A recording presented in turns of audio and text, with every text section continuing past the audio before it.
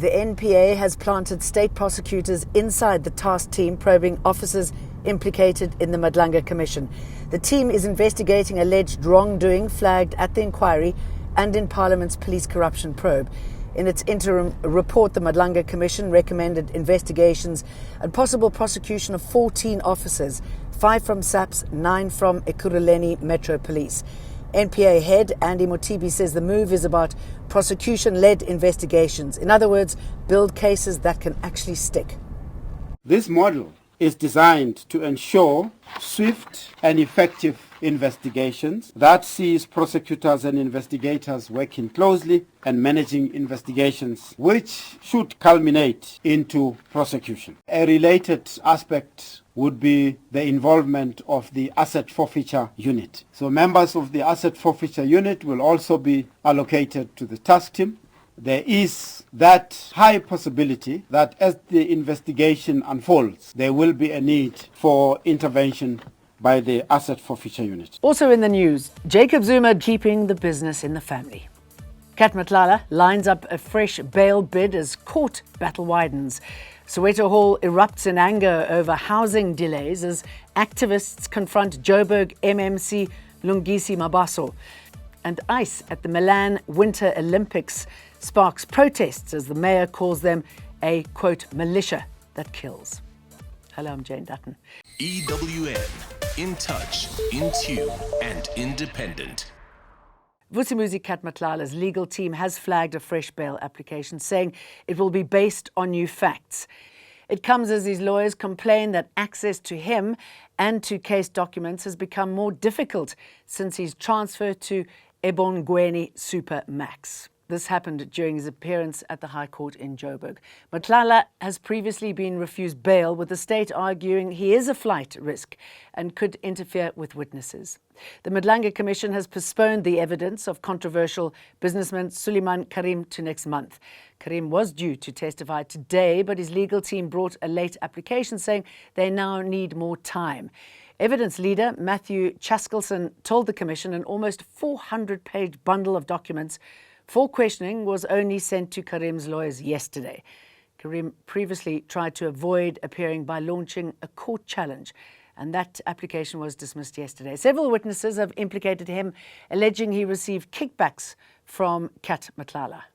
We make the following order. The matter is postponed to the 9th and 10th of March 2026. Mr. Karim is ordered to be in attendance and to give testimony on those 2 days and beyond if need be. Jacob Zuma keeping the business in the family. It is important that I have a team that can be on the job all the time, helping me so that we are not lagging behind. That's what we wanted to make known, so that we shouldn't say, who are these guys, where do they come from? I'll show you the man who is leading them, the man with the very serious thing on the head, which shows that, yeah, I think so. Yeah. Oh. Every 5 years, every 5 years.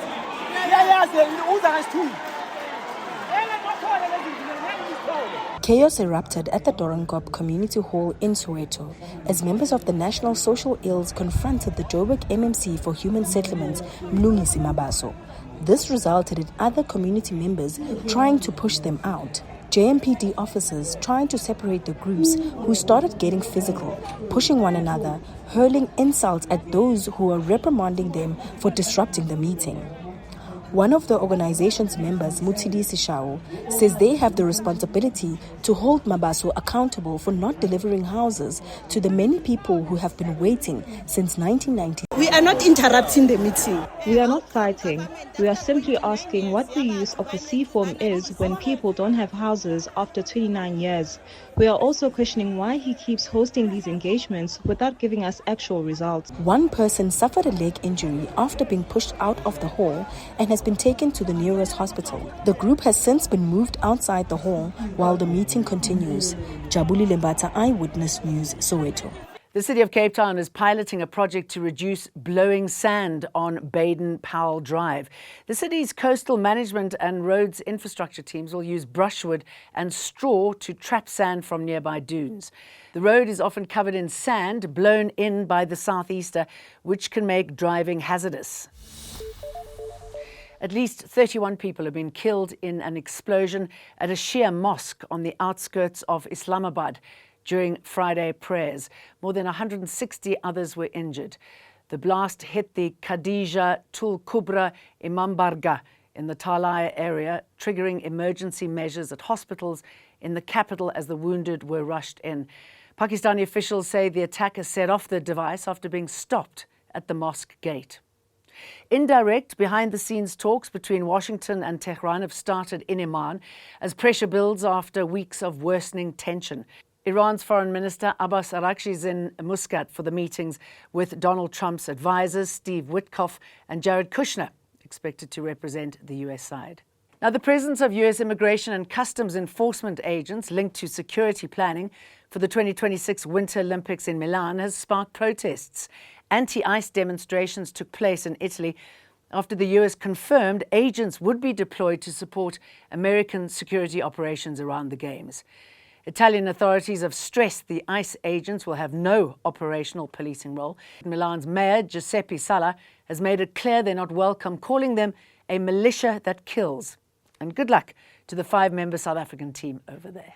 EWN, in touch, in tune, and independent.